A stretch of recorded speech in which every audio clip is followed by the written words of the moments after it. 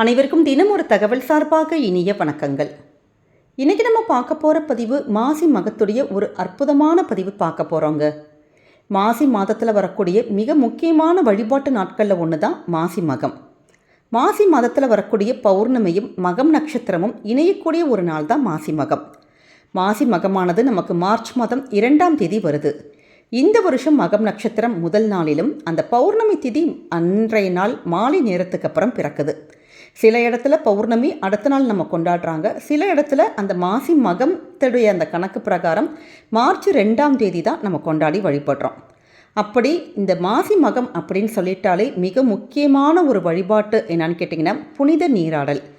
இந்த நாளில் செய்யப்படுகின்ற ஒவ்வொரு சடங்குகளுக்கும் சரி, வழிபாட்டு முறைகளுக்கும் ஒவ்வொரு விதமான காரணங்கள் இருக்குது. இது எல்லாமே நம்முடைய பாவத்தை எல்லாம் போக்கி புண்ணியத்தை நமக்கு அளிக்கக்கூடிய ரொம்ப ரொம்ப சக்தி வாய்ந்த நன்மை தரக்கூடிய ஒரு நாட்களாக கருதப்படுது.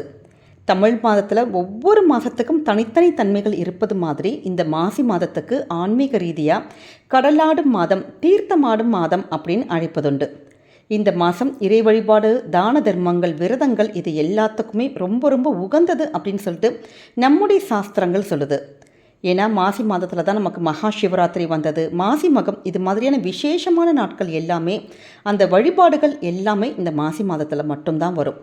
ஒருத்தருடைய வாழ்க்கையில் இருக்கக்கூடிய எப்படிப்பட்ட பாவங்களும் போய் மனுஷங்களை அந்த துன்பத்திலிருந்து வெளியில் கொண்டு வரக்கூடியது தான் இந்த வழிபாடுகள்.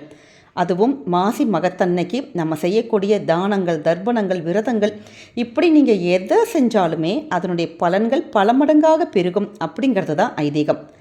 அப்படி மாசி மகத்தன்னைக்கு இப்படி புனித நீராடுதல்ங்கிறது ரொம்ப ரொம்ப முக்கியத்துவம் வாய்ந்ததுங்க.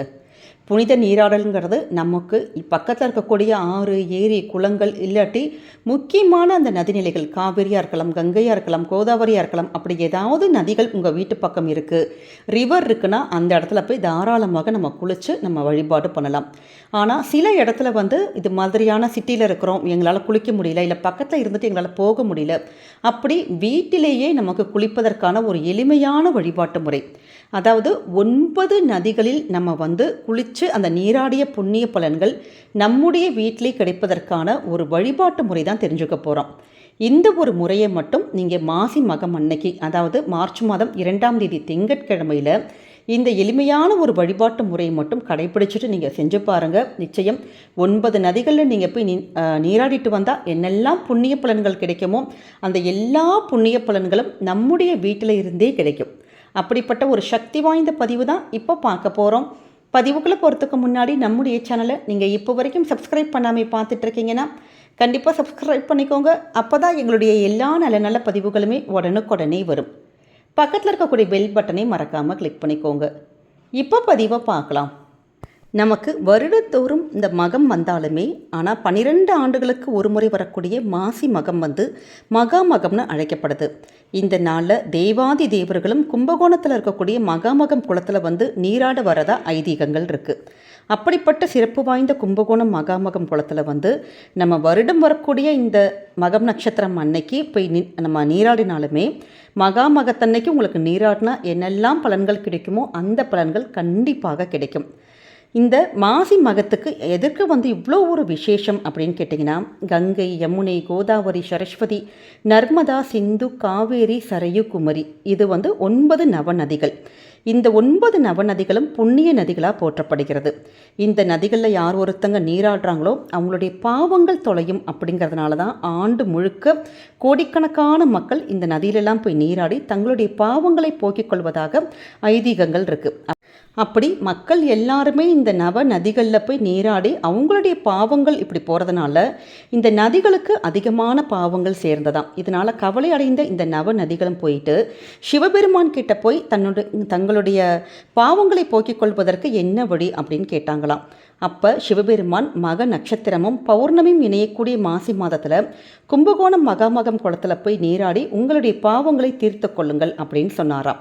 அதன்படி தான் நவ நதிகளும் கும்பகோணம் மகாமகம் குளத்தில் எழுந்தருளி தங்களுடைய பாவத்தை போக்கிக் கொண்டு தங்களை புதுப்பித்து கொள்ளக்கூடிய ஒரு புண்ணிய நாள் தான் இந்த ஒரு மாசி மகம்.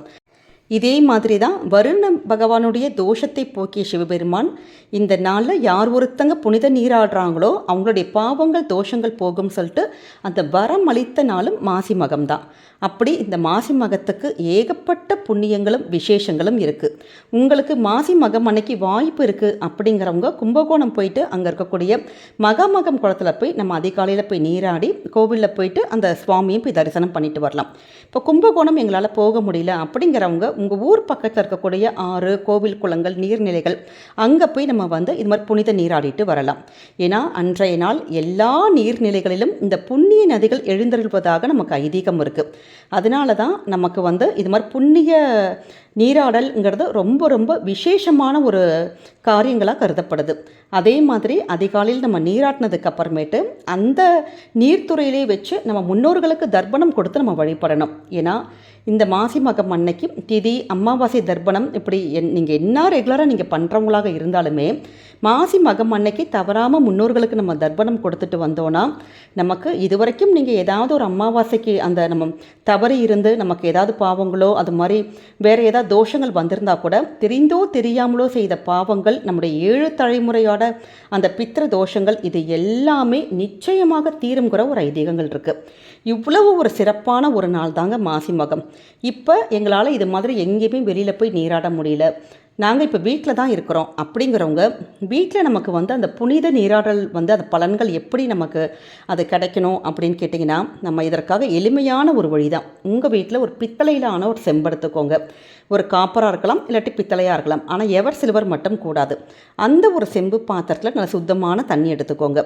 நம்ம அந்த தண்ணி நிரப்பப்பட்ட அந்த செம்பை நம்முடைய அந்த பூஜை அறையில் வச்சுட்டு அதில் கொஞ்சோண்டு மஞ்சத்தூள், கொஞ்சம் வாசனைப்பொடி, உங்ககிட்ட கங்கை தீர்த்தம் இருக்குதுன்னா போடலாம், இல்லாட்டி வேறு பச்சை கற்பூரம் போட்டுக்கலாம், இல்லாட்டி ஜவ்வாது பொடி, இது மாதிரியான வாசனையான பொடிகள், கொஞ்சம் பூக்கள், கொஞ்சம் துளசி இலைகள், இது எல்லாத்தையும் போட்டு நல்ல ஒரு தீர்த்தம் மாதிரி நீங்கள் அந்த சுவாமி ரூமில் எடுத்து வச்சுருங்க. அந்த தண்ணிக்கு முன்னாடி நல்ல தீபதூப ஆராதனை எல்லாம் காமிச்சு நவ நதிகளின் பெயர்கள் நம்ம இந்த நேரத்தில் சொல்லணும். பூஜையில் அந்த செம்பு கையில் வச்சுட்டு கங்கை, யமுனை, கிருஷ்ணா, நர்மதா, காவிரி, கோதாவரி, துங்கபத்ரா, சரஸ்வதி, சரையு, இந்த 9 நவ நதிகளும் எங்கள் வீட்டில் இருக்கக்கூடிய இந்த பாத்திரத்தில் இருக்கக்கூடிய நீரில் எழுந்தருளி எங்களுடைய தெரிந்தும் தெரியாமலும் செய்த பாவங்களை எல்லாம் போக்கி புனித நீராடிய பலனை எங்களுக்கு வழங்கணும் அப்படின்னு சொல்லிட்டு ஆத்மார்த்தமாக வேண்டி அந்த தண்ணியை எடுத்து நம்மளுடைய தலையில் தெளிச்சுக்கலாம். அதை தீர்த்தமாக கூட குடிச்சுக்கலாம். இல்லை வீட்டில் நீங்கள் குளிக்கிறீங்க அப்படின்னா அந்த குளிக்கக்கூடிய அந்த நீரில் அந்த தண்ணீரை அப்படி கலந்துட்டு நம்ம குளிக்கவும் செய்யலாம். ரொம்ப சாதாரணமாக ஒரு பயன்படுத்தக்கூடிய ஒரு நீரானது நமக்கு இப்படி பூஜையில் வச்சதுக்கு அப்புறமேட்டு இந்த நவ நதிகளின் பெயர்களை சொன்னதுக்கு அப்புறமேட்டு ஒரு தீர்த்தத்துக்கு இணையான ஒரு புனிதத்தன்மை அந்த நீருக்கு நமக்கு கிடச்சிருது. அதனால் எளிமையான இந்த ஒரு வழிபாட்டை நம்முடைய வீடுகளில் நீங்கள் மறக்காமல் செய்யுங்க. நவ நதிகளில் குளித்தா என்னெல்லாம் பலன்கள் கிடைக்குமோ அது மாசி மகம் அன்னைக்கு கிடைக்கக்கூடிய அந்த புண்ணிய பலன்கள் எல்லாமே நம்முடைய வீட்டிலேயே கண்டிப்பாக கிடைக்கும். கண்டிப்பாக இந்த ஒரு விஷயத்தை மட்டும் மாசி மகம் அன்னைக்கு மறக்காமல் நீங்கள் செஞ்சு பாருங்கள். இந்த ஒரு பதிவு கண்டிப்பாக உங்கள் எல்லாருக்குமே பிடிச்சிருக்கும்னு நினைக்கிறோம். நம்முடைய கமெண்ட் செக்ஷனில் ஓம் நம சிவாய அப்படிங்கிற அற்புதமான மந்திரத்தை பதிவிடுங்க. இறை அருள் உங்களுக்கும் உங்கள் குடும்பத்துக்கும் என்றைக்குமே பரிபூர்ணமாக கிடைக்கும். இந்த பதிவு நீங்கள் பார்க்குறதோடு மட்டும் இல்லாமல் உங்களுக்கு தெரிந்த ஃப்ரெண்ட்ஸ் அண்ட் ஃபேமிலி மெம்பர்ஸ்க்கும் ஷேர் பண்ணுங்கள், அவங்களும் இதை பார்த்து பயன்பெறட்டும்.